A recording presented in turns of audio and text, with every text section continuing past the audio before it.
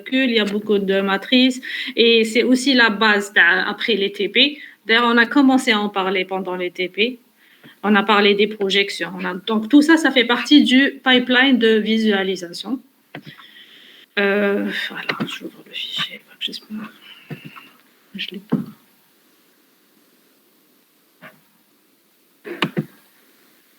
Donc, on a commencé, on va avancer encore un peu et on le terminera la semaine prochaine en présentiel. Comme ça, voilà, ça m'arrange, puisque la semaine prochaine, on a présentiel. Moi, je préfère le boucler en présentiel, comme ça, on revoit toutes les questions qu'il y a. Voilà. Après, on passera au troisième chapitre.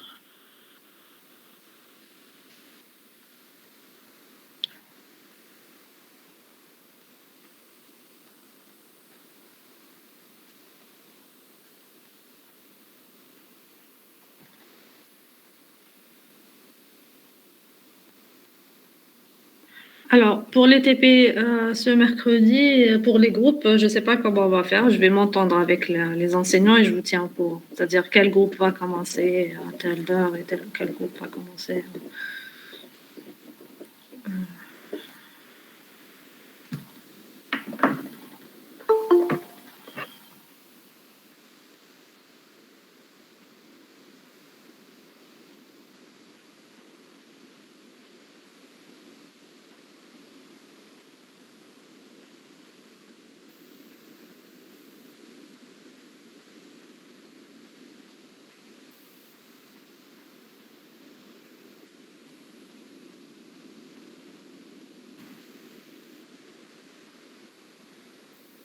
Si, vous avez une liste officielle.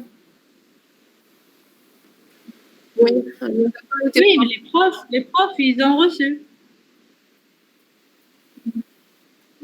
Vous avez une liste officielle. Il y a les groupes. C'est-à-dire, vous ne connaissez pas votre groupe 1 ou 2, ils ne vous ont pas affiché. Non. On n'a rien reçu. Ouais, non, les profs l'ont reçu.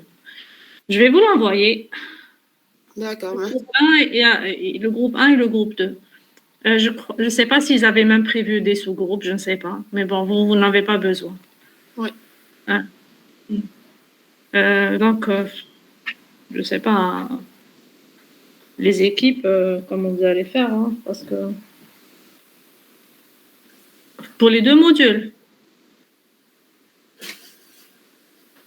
Ouais, il faut voir le TP qui se fait en parallèle. Ouais. Bah, pourvu que ça soit équilibré après. C'est pas important. Si c'est équilibré, normalement, ça pose pas de problème. D'accord, madame. Mais je vous envoie quand même vos groupes officiels et vous allez voir. D'accord, merci. D'accord. Un instant, ça ouvre.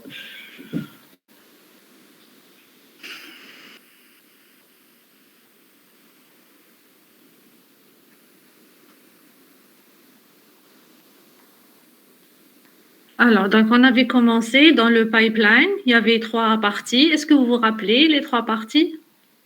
Les 3 étapes dans le pipeline de visualisation? Donc, il y avait la première étape, c'était les transformations dans le monde réel. Ça donnait les coordonnées dans le repère réel. Ensuite, qu'est-ce qu'il y a comme transformation en deuxième étape?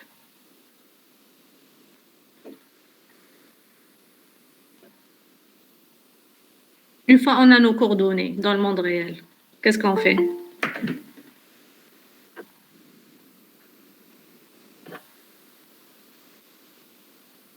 Mais je fais tous les 3 étapes.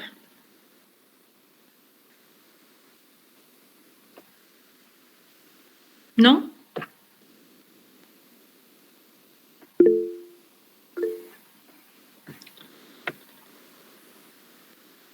Oui. Visualisation, ensuite projection, exactement. La projection, c'est la dernière étape. Mais avant de pouvoir faire la projection, c'est-à-dire sur le repère de projection, voilà, normalement, je vais partager mon écran. Avant de faire la projection, il faut passer du repère réel au repère, quel repère?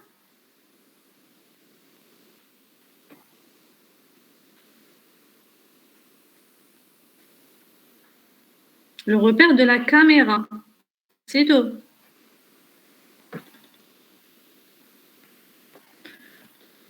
Oui, le repère de la caméra. Bon, j'enregistre.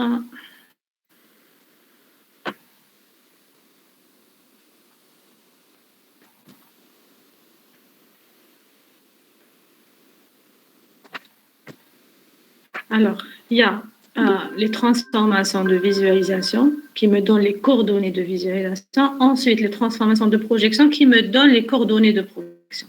Ensuite, lié au poste de travail, c'est simple, une fois qu'on est dans le poste de travail. Donc, il y a le repère réel, donc comme on l'appelle le repère réel, là où il y a les objets, et il y a la caméra. Donc, dans la scène, donc le premier cours, l'introduction, je vous ai parlé de la scène. Qu'est-ce qui constitue une scène? Donc, les objets 3D, la caméra, ensuite, tout ce qui est rendu, tout ce qui est lumière, texture, ainsi de suite. Donc, la caméra, elle a son propre repère. Donc, je ne peux pas projeter mes objets. Le plan de visualisation. Le plan de visualisation est perpendiculaire à l'axe Z de la caméra. Je vous l'ai montré hier au TP, enfin la semaine passée. J'ai utilisé la main droite, donc X, Y, Z, le plan de visuel. Donc, imaginons que, bon, la main droite, on l'utilise, que ce soit pour le monde réel, que ce soit pour le repère de la caméra. Donc, tous les repères, ça va être comme ça. Le repère de la caméra, quand je suis la caméra, je pointe le Z vers moi et le Z négatif vers le monde réel. Le plan de visualisation est perpendiculaire à l'axe Z, c'est-à-dire un angle droit. Il fait un angle droit avec l'axe Z, le plan de visualisation.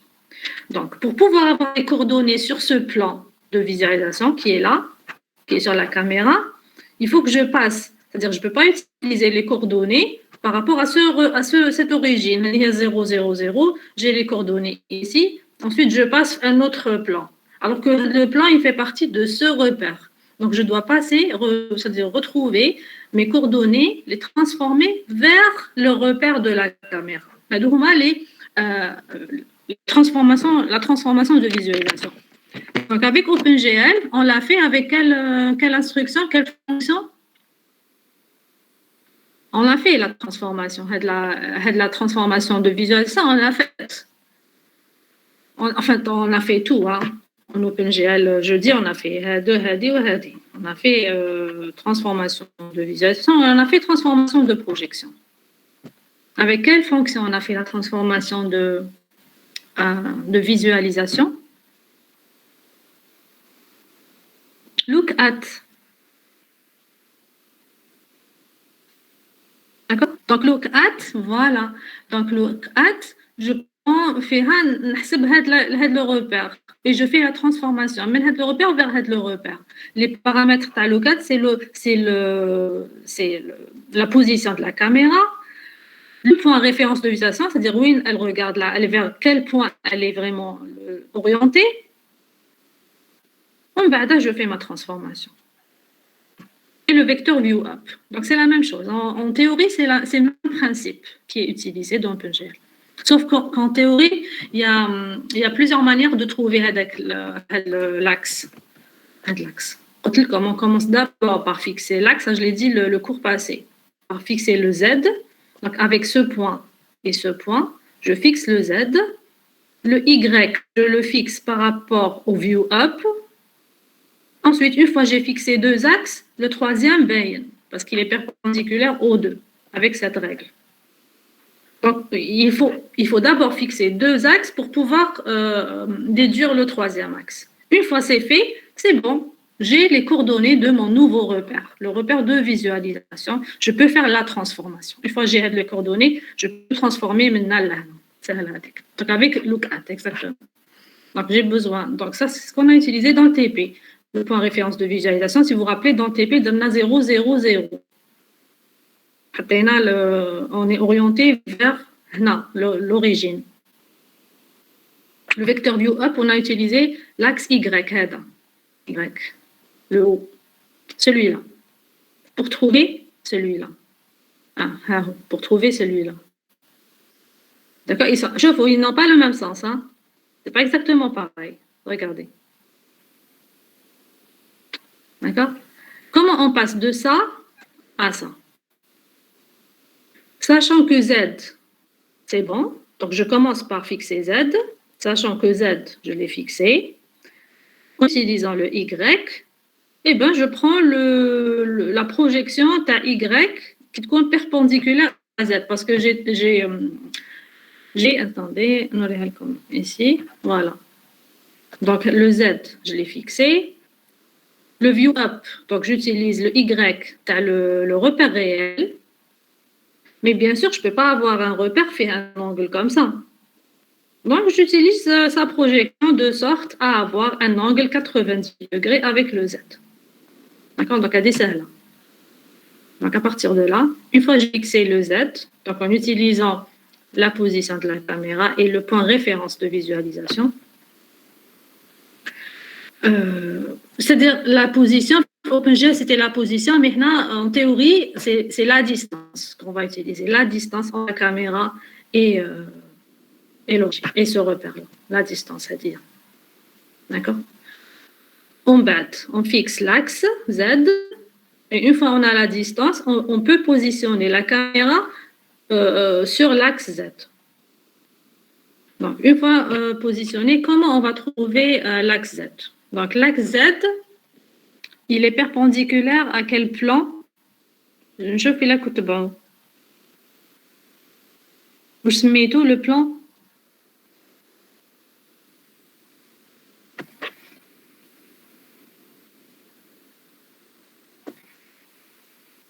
Le plan qui est perpendiculaire à l'axe Z. Oui, de visualisation, de projection, c'est la même chose. C'est le plan sur lequel je vais avoir le résultat final. Voilà. Donc, pour trouver, c'est-à-dire c'est ce plan-là que je cherche. Donc, l'axe Z, puisqu'il est perpendiculaire à ce plan de visualisation, donc l'axe Z, il va être défini avec le vecteur normal au plan de visualisation. Donc, ce que je dois trouver pour pouvoir avoir le Z, c'est le vecteur normal au plan de visualisation.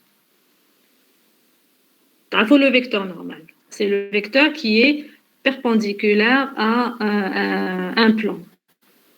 Donc, le plan de visualisation, le vecteur normal, je le calcule. Une fois que je le trouve, ça veut dire que j'ai trouvé l'axe Z. D'accord? On commence étape par étape.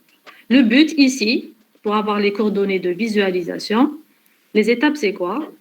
Le but, c'est de trouver le repère de visualisation, c'est de le définir. Une fois que je le définis bien, les vecteurs normaux, enfin les vecteurs d'orientation à chaque axe, c'est bon. Je peux faire la transformation de ce repère vers ce repère. D'accord. Donc, comment définir ce repère? Première chose, je définis le vecteur normal au plan de visualisation, puisque le plan de visualisation est perpendiculaire à l'axe Z. Donc, vecteur normal au plan de visualisation, il connaît le même sens que Z, la même direction que Z. Donc, une fois que je définis vecteur normal au plan de visualisation, ça veut dire que je peux avoir le Z. Comment je définis le vecteur normal au plan de visualisation? Donc, dans OpenGL, comment on a fait? Comment on a défini avec le vecteur normal au plan de visualisation? Dans OpenGL, comment on a fait? On a utilisé la position de la caméra, donc avec lookAt, donc avec la fonction lookAt, et à position de la caméra et point référence de visualisation. Donc avec deux points Hadouma, j'ai pu avoir le vecteur normal au plan de visualisation. C'est simple, d'accord? Je suis là et je m'oriente vers ce point qui est là. Tac, c'est bon. J'ai le vecteur normal au plan de visualisation. Le plan de visualisation il compte perpendiculaire, le Z il compte perpendiculaire à ce plan. En théorie, on utilise toujours le point référence de visualisation, bien sûr, l'ASM, mais en théorie, j'ai deux manières de le faire. Regardez. C'est la manière d'OpenGL.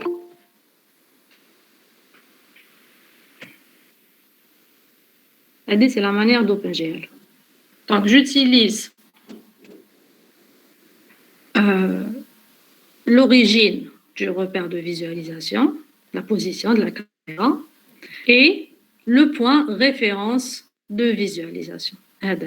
Et j'ai le vecteur normal. Ça veut dire j'ai le plan de visualisation et j'ai le Z. Donc, OpenGL. Est-ce que vous êtes d'accord?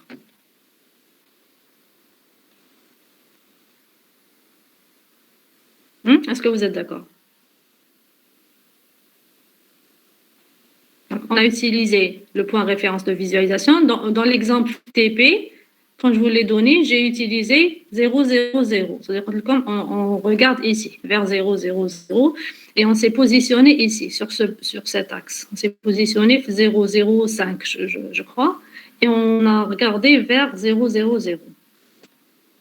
D'accord? On a pu avoir le vecteur. Est-ce que c'est OK?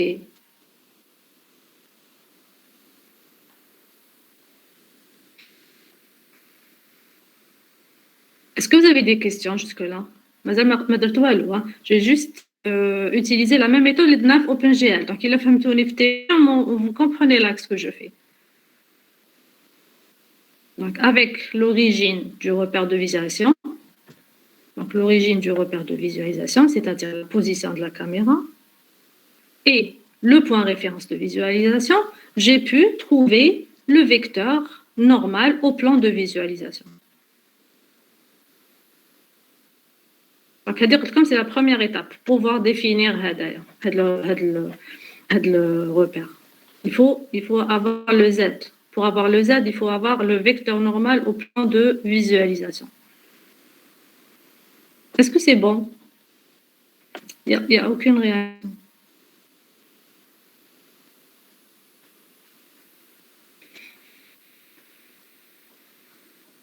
D'accord.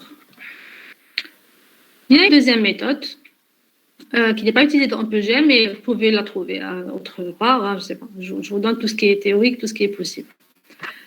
Le vecteur normal au plan de visualisation, il est défini non pas par l'origine du repère de visualisation, mais avec l'origine du repère réel. D'accord? Voilà. On utilise l'origine du repère réel et on utilise le point référence de visualisation à un vecteur. On a une orientation, un vecteur. هذا هو le vecteur normal au plan de visualisation. Voilà. Regardez, ça, c'est des exemples. Donc, j'utilise pas du tout la position de la caméra, j'utilise pas du tout la distance ou de la caméra. Mais je définis le vecteur normal. J'ai dessiné comme ça, c'est un plan de visualisation. C'est le vecteur normal, perpendiculaire. Là, c'est deux exemples différents. Dans cet exemple, le plan de visualisation, le vecteur normal, quand j'ai défini ça, avec l'origine du repère réel et le point référence de visualisation. Dans cet exemple, c'est 1, 0, 1. Donc 1, 0, 1. Il est là. D'accord? Le point référence de visualisation, il est là. L'origine du repère réel, il est là. Andi had le sens.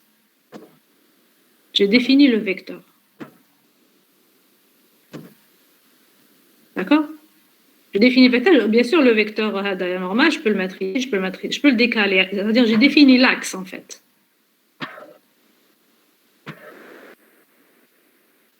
Ensuite, par rapport à la distance de la caméra, on sait où est le plan.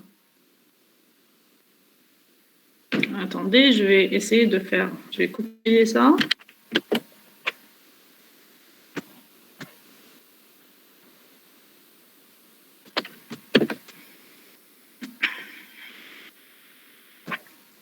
Alors, je vais juste le truc pour pouvoir le déplacer. Voilà.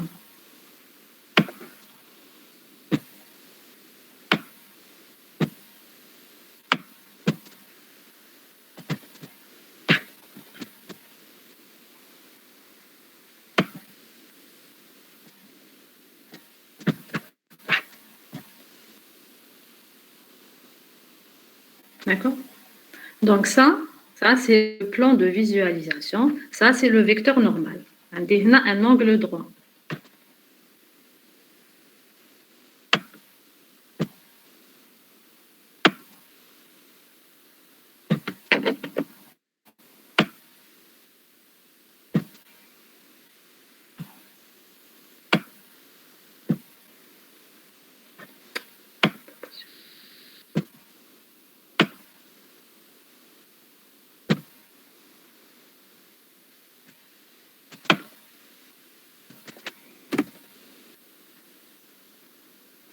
D'accord?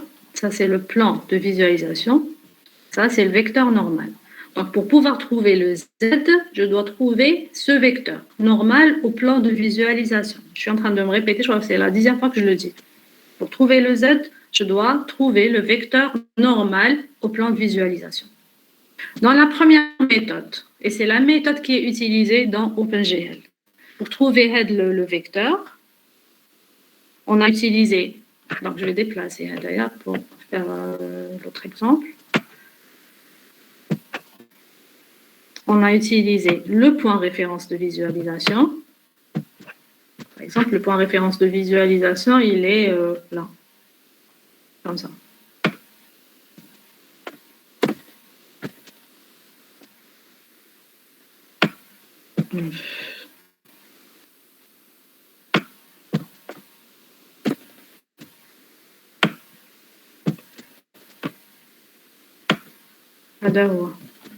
Ça, c'est le point référence de visualisation. C'est-à-dire ma caméra, elle va être orientée vers ce point.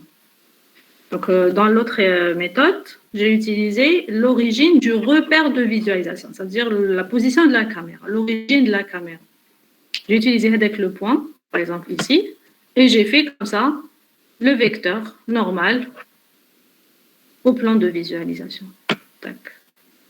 D'accord? Quand je dis vecteur normal, il peut être n'importe où. Hein. Il n'a pas de position, il a juste... Je vais le dessiner en grand. Par exemple, celui-là. Voilà. J'ai trouvé le vecteur normal.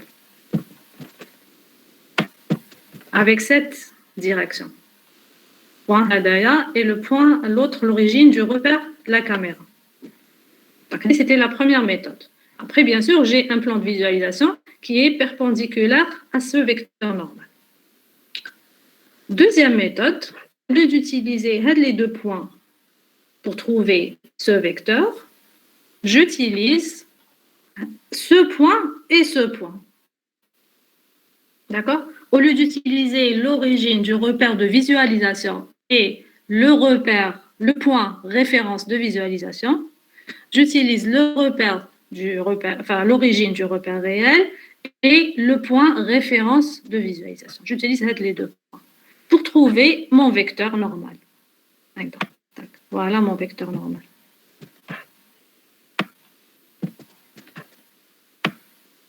Voilà. Et mon plan de visualisation, ça ne veut pas dire qu'il est ici. Hein. Il peut être tout au long de cet axe. Tout au long de cet axe. Voilà. Le plan de visualisation qui m'a en fait, il aura cette direction. J'ai utilisé en fait le même exemple que ici. 0, 1, 0, 1. Donc, non, le point référence de visualisation. Et si j'utilise l'origine du repère avec ce point, j'aurai la direction. Donc, j'aurai l'axe qui est perpendiculaire au repère de visualisation. Ça me donne un repère de visualisation qui est comme ça. C'est-à-dire ici. Ensuite, à la distance, ou bien je le place ici, ou bien je le place là, ou bien je le place plus loin. D'accord? Mais il est placé sur cet axe. D'accord? Vous voyez la différence entre la première méthode et la deuxième. Dans la première, j'ai utilisé l'origine du repère de visualisation. Donc, toujours avec le point référence de visualisation, toujours. Hein. J'ai utilisé l'origine du repère de visualisation. Dans la deuxième méthode, j'ai utilisé l'origine du repère réel pour avoir un vecteur normal au plan de visualisation. Donc, OpenGL, elle n'utilise pas cette méthode, elle utilise cette méthode avec l'origine du repère de visualisation. Ça veut pas dire que si je passe de cette méthode à cette méthode, يتبدل لي le truc. يتبدل لي le plan de visualisation. Non. Si j'utilise la méthode et je veux avoir la même chose qu'ici, qu'est-ce que j'utilise comme point référence de visualisation?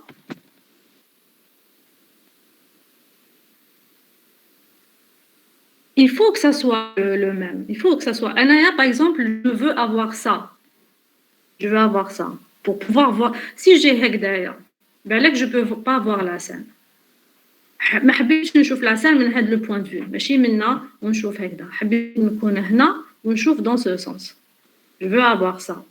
Mais je ne veux pas utiliser la méthode OpenGL. Je ne veux pas utiliser l'origine de la caméra et le point référence visualisation. Je veux utiliser la méthode. Origine du repère réel et point de visualisation. Qu'est-ce que je dois changer pour avoir mon plan de visualisation ici? Mais ici, et non pas ici. Qu'est-ce que je dois changer?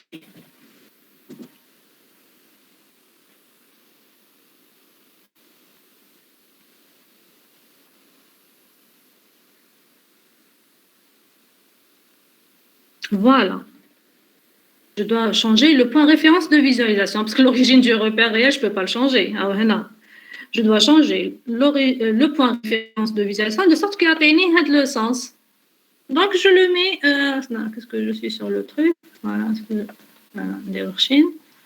Il faut que j'obtienne un truc comme ça. Voilà.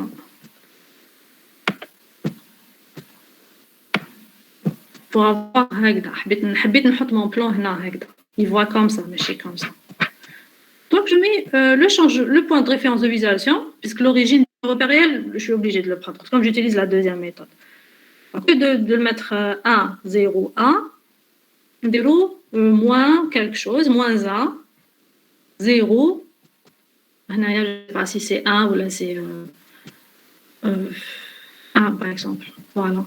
Moins 1, 0, 1. Il dit maintenant, on a de le côté. D'accord? C'est-à-dire, il n'y a pas une méthode, avec une méthode on peut faire des choses, avec l'autre méthode on ne peut pas faire des choses. Non. C'est avec les deux méthodes, je peux avoir ma visualisation comme je le veux. Il faut vraiment, parce que c'est moi qui crée la scène. Donc c'est moi qui choisis où est-ce que je me mets, qu'est-ce que je regarde, qu'est-ce que je dois avoir dans mon image 2 des résultats. C'est moi qui le décide. Donc, je mets les paramètres de sorte à avoir ce que je veux. Le repère réel, c'est le repère là où il y a les objets. Par exemple, un cube. C'est le repère. Attends, le fait le cours.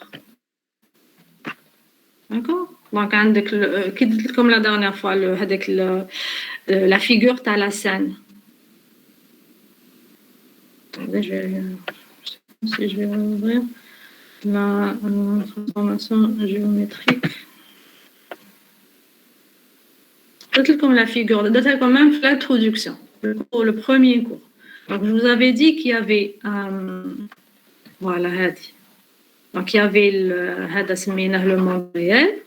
Donc, comme ici, j'ai un repère. Par exemple, l'objet, les coordonnées TAO, quand je les télécharge, par exemple, c'est un cube, ok, c'est facile. Je peux définir les coordonnées comme on l'a fait en TP, on a fait un triangle. Donc, on a nous-mêmes défini les coordonnées d'un triangle. Mais si c'était, je ne sais pas quel objet, un objet plus compliqué, bon. Je ne sais pas si j'ai des images sur ça. D'accord? Mais si c'était un modèle 3D, n'importe, que vous téléchargez sur Internet, vous créez vous-même avec un autre logiciel de modélisation. D'ailleurs, on va le faire en TP. On va charger des modèles qu'on crée avec un autre logiciel. Les vertex, qu'on a dans les coordonnées, c'est l'origine, c'est un point central en général, un point au milieu de l'objet. Donc les coordonnées, les coordonnées dans le repère réel, c'est le repère réel en fait. C'est le repère à l'objet 3D. Le repère de visualisation, c'est le repère à la caméra. Donc la transformation de visualisation, c'est ça, c'est passer de ce repère à ce repère. Ensuite, dans ce repère, c'est-à-dire où je m'en passer de ce repère à ce repère, les objets, les coordonnées par rapport 0, 0, c'est-à-dire l'origine, ils les coordonnées par rapport à 0, 0, 0, l'origine qui est là, par rapport à ça, et non pas par rapport à ça. هذه la deuxième étape. Les coordonnées de visualisation, la transformation. Il n'y a pas de quoi. Est-ce que tu as compris? La transformation de visualisation. C'est passer le repère à ce repère, le repère de la caméra. C'est-à-dire un point, n'importe un objet ici, la coordonnée, par exemple un objet ici, il compte sur l'axe X, par exemple 5, 0, 0. Il compte une coordonnée 5, 0, 0. Au lieu d'utiliser 5, 0, 0, j'utilise coordonnées par rapport à là. J'utilise Y, Z par rapport à ce repère et non pas par rapport à ce repère. Par rapport à ce repère. Il y a la transformation de visualisation. Passer le repère. Le monde réel, c'est le repère de l'objet. Comme on a dans notre triangle, on a 1, 0, 1, 0, 0, 1, 0, moins 1, ainsi de suite. C'était le centre Tao. C'était le triangle, c'était au milieu du triangle, ou dans l'autre vertex, dans le triangle. On n'avait même pas de caméra. Enfin, si on a la caméra, bien sûr. On n'avait même pas déplacé, on n'avait même pas fait de projection, on n'avait même pas fixé la position de la caméra, ainsi de suite. Mais en bas la projection, il fallait faire look at pour positionner la caméra et passer à un autre stock, un triangle comme tout l'écran. On va d'abord les chauffer par rapport à d'autres coordonnées, qui sont les coordonnées de la caméra. Est-ce qu'il est d'aller est-ce qu'il est près, est-ce qu'il est à droite, est-ce qu'il est en haut, est-ce qu'il est en bas. D'accord? Donc ça, c'est la deuxième étape, qui est les transformations de visualisation qu'on obtient dans OpenGL avec GlueLookAt. Avec LookAt, on ne va pas dire GlueLookAt. GlueLookAt, c'est pour OpenGL 2. Après, on va utiliser LookAt.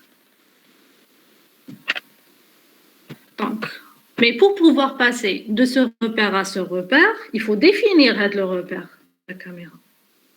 Donc, dans le TP, on l'a défini, ce que je fais tout. Donc, comme la fonction LookAt qu'on a utilisée, on avait utilisé le point, donc pour trouver le Z. Ensuite, on a utilisé le vecteur view, donc on avait dit que c'était Y. Pour trouver le Y', enfin ça met Y', c'est Y à la caméra. Ensuite, une fois on a le Z de la caméra et le Y de la caméra, X la caméra baye. Une fois fixé, baye. C'est le pouce. Mais si je fixe un seul axe, les deux autres, la position n'est pas encore fixée. Donc, pour pouvoir fixer ce repère, il faut fixer le Z et le Y. Et on conclut le X. Le Z, comment on le fixe? On le fixe en calculant, en trouvant le vecteur normal au plan de visualisation. Quand je trouve le vecteur normal au plan de visualisation, ça veut dire que j'ai trouvé le Z. Le vecteur normal au plan de visualisation, j'ai deux manières. Donc, dans OpenGL, ça se fait avec la deuxième. Mais vous pouvez trouver, il y a d'autres, en théorie, il y a une autre méthode. C'est pas juste en théorie. Donc, il y avait d'autres logiciels. Le cas OpenGL, pratiquement, elle fallait l'utiliser partout. Mais je vous montre ce qui se fait. Donc, on peut utiliser ça. Point de la caméra, point référence de visualisation. Ou bien, on utilise origine du monde réel, point référence de visualisation.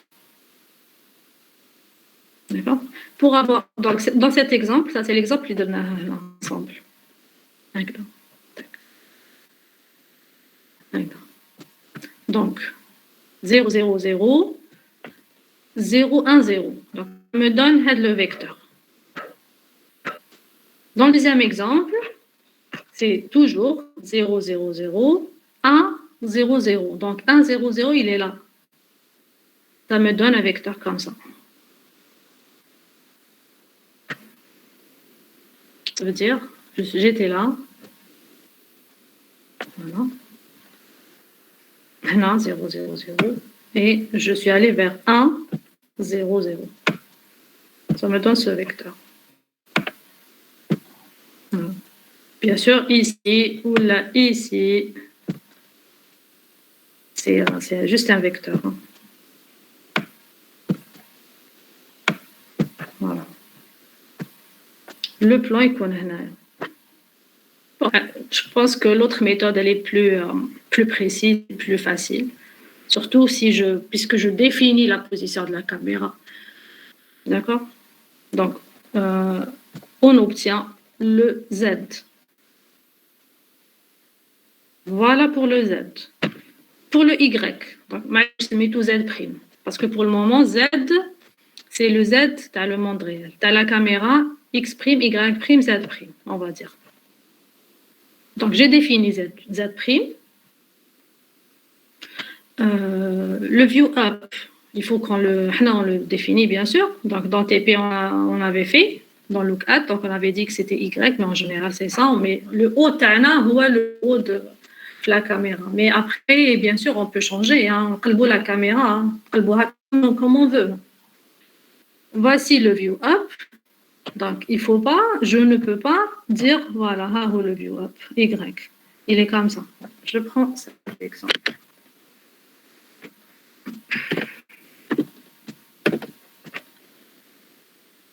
Le view up. Je vais juste le dessiner, mais ici. Non.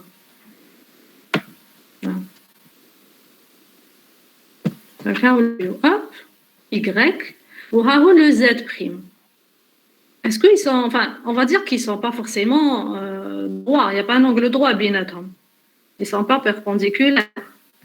Ou le Z, d'accord? Donc, ils ne sont pas droits, bien entendu. Donc, je suis obligée de dire l'axe qui est le plus proche de Hadaya. Et le plus proche du view up, du Y, dans cet exemple. Donc, je peux le définir autrement. On le définit avec le Y. Le plus proche de Y, bien sûr, qu'il y a un angle droit avec le Z. Comment on l'obtient, Hadaya? Donc, c'est juste la projection de view up sur l'axe qui est perpendiculaire à Z'. Je trouve Y'. D'accord? Donc, je ne peux pas faire Y'.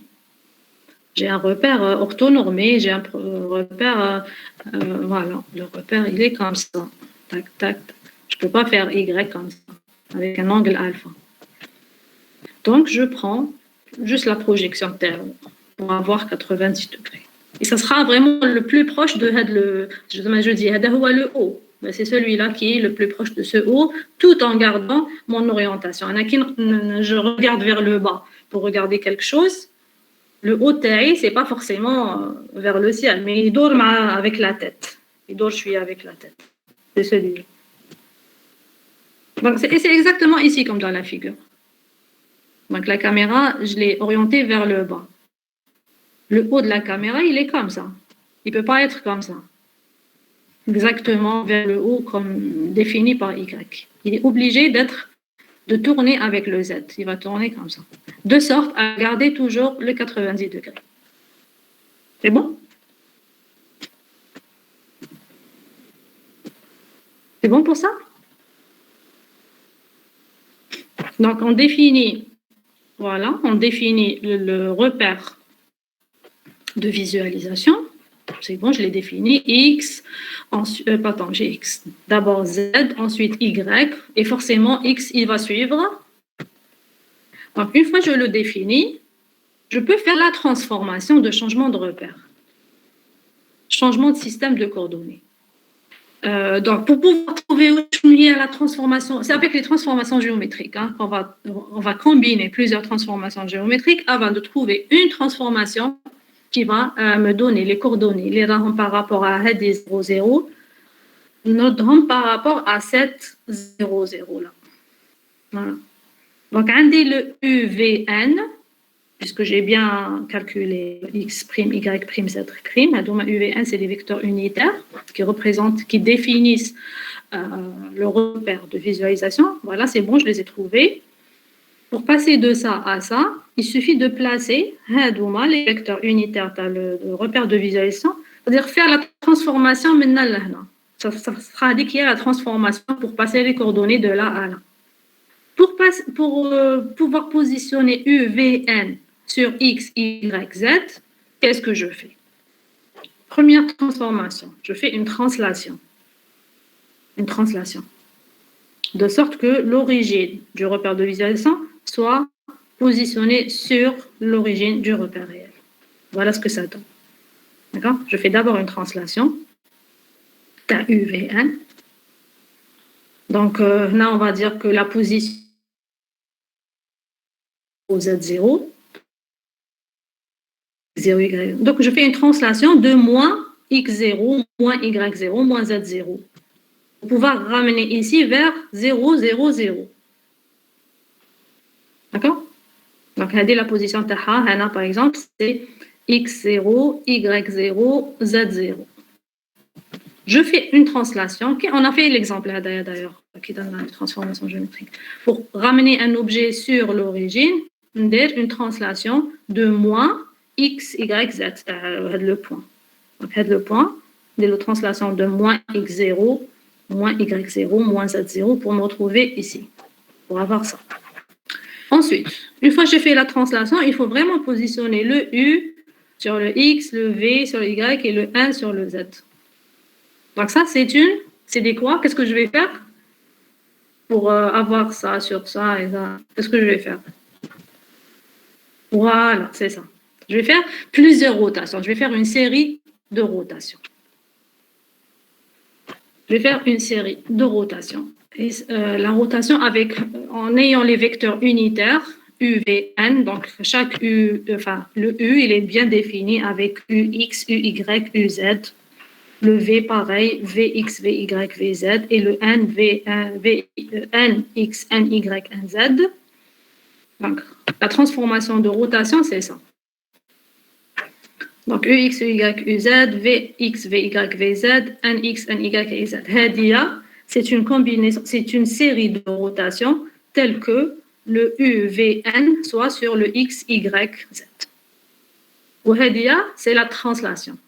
Donc, c'est une combinaison c'est une combinaison combinée à la translation. Donc, je fais d'abord la translation. Vous vous rappelez, hein? Donc, de droite à gauche, je fais d'abord la translation. Ensuite, la série de rotations des vecteurs unitaires de sorte à avoir ça, UVN. On peut dire que cette combinaison, elle va me donner les coordonnées X', Y', Z' dans ce repère UVN. Je vais passer de ce repère à ce repère. Donc, GluLookAt, elle utilise la matrice. D'accord? La position, elle a pu avoir cette translation. Le point de référence de visualisation et le vue web. Donc, elle a pu avoir U et V et N. Elle a fait la matrice pour me donner les nouvelles coordonnées transformées après la transformation de visualisation. Donc, GluLookAt, elle a fait ce travail. Elle a calculé cette matrice et elle a transformé les coordonnées vers ça. Donc, de X, Y, Z vers X', Y', Z'. OK? Donc, c'est ça pour la visualisation. Il y a la visualisation. L'étape de visualisation, je définis mon repère, donc UVN. J'ai les coordonnées tau par rapport à X, Y, Z. Ensuite, je fais la transformation. Je passe de ce repère vers ce repère. Et je peux dire que je fais la transformation. Je peux dire que c'est bon, j'ai les coordonnées de visualisation. Je les ai, c'est bon. C'est-à-dire la transformation de visualisation. J'ai les coordonnées de visualisation. Maintenant, il me reste à faire la projection. La projection, donc en TP, avec Glue Perspective.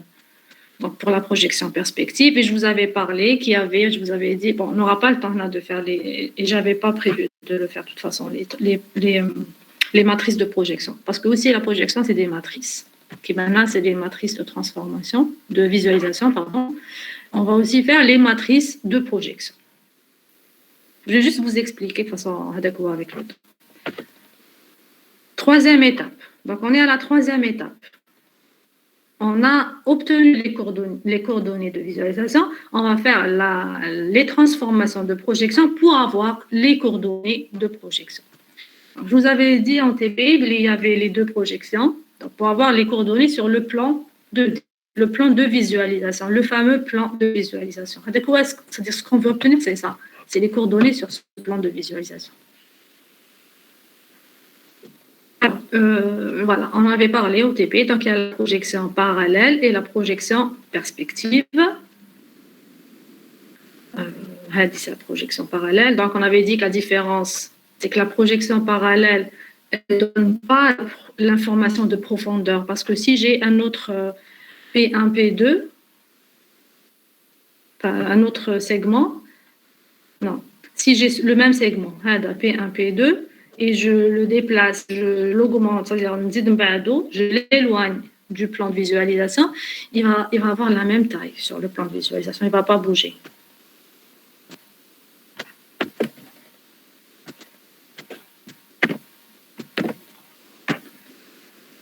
Attendez, je vais décaler comme ça.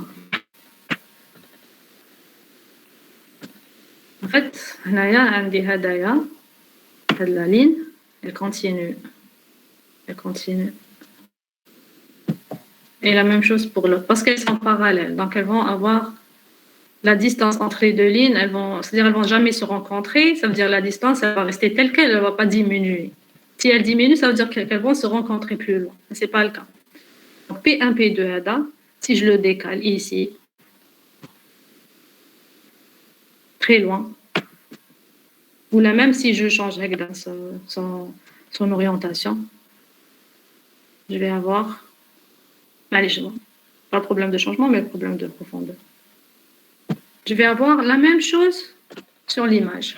Sur l'image, je vais avoir la même longueur dans le segment. Ça, c'est la projection parallèle. Voilà. Les vecteurs de projection, c'est-à-dire le vecteur qui vient de P1 sur le plan de projection, ou l'autre vecteur qui vient de P2. Voilà. Hada. Ou Hada, ils sont parallèles. Ce genre de projection, en architecture surtout. En architecture, pourquoi en architecture? Pourquoi elle est meilleure? La projection parallèle, elle est plus adaptée à l'architecture que la projection en perspective. Ça permet de sauvegarder les distances et les tailles, les dimensions, voilà, les mesures, on va dire. Si je fais un plan, donc j'ai besoin d'avoir vraiment les mesures exactes. Parce que la projection en perspective, elle ne va pas me donner les mesures exactes de l'objet. D'accord. La projection en perspective, c'est, voilà, donc les vecteurs de visualisation, ils vont se rencontrer le point référence de visualisation. Ils vont se rencontrer à un certain point. Et plus ils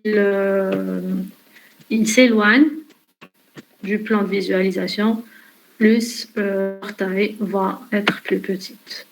C'est-à-dire, ils s'éloignent.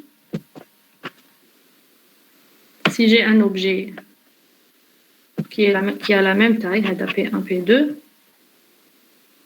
non. Oui, rouge. Même chose, un peu P1, P2, dans la même taille.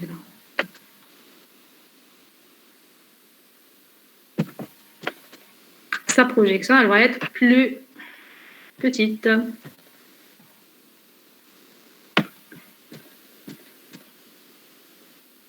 Voilà. Regardez, je te l'ai. Elle devient plus petite.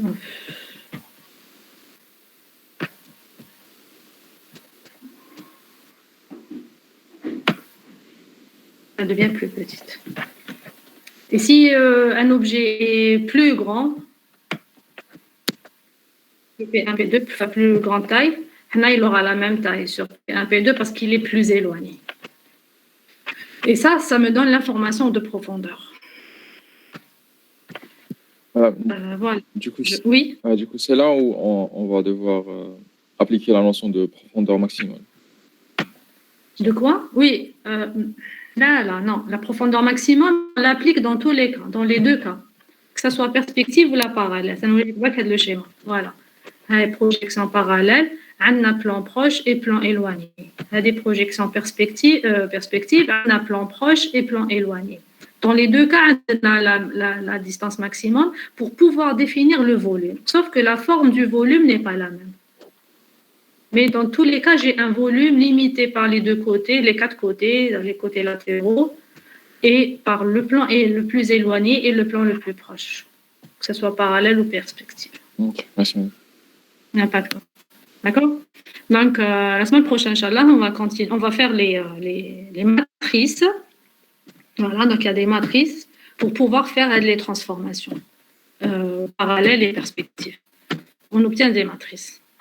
La matrice que Glou perspective calcule, en fait. Là, nous verrons comment elle est écrite. Voilà. Et on terminera jusqu'à la dernière étape, les transformations au poste de travail qui est plus simple, on va dire. OK?